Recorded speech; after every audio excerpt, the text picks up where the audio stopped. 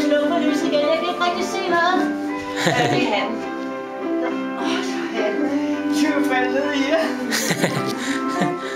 En rigtig hinkehopla, kom i gang, så.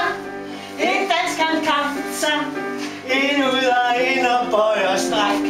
Der langsomt, så det siger tyv, bang. Vi er i gang.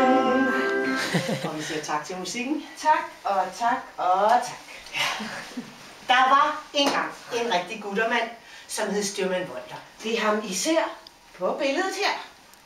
Det var vores tip-top oldefar, og han levede i meget gamle dage. Og han havde en meget gammel pibe.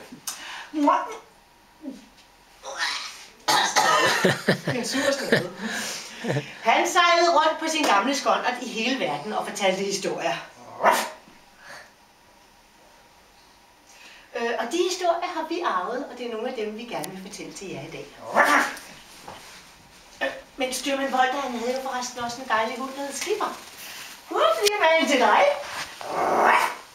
Det var en ordentlig vuff til sådan en lille vorse der. Ja, men jeg øver mig så, når jeg så bliver en Grand Danois, så har jeg våget. Ja. Men jeg er en hund efter historier, så hvor sidder man godt her i teateret? Hen på balkonen ved siden af Styrmand Volter.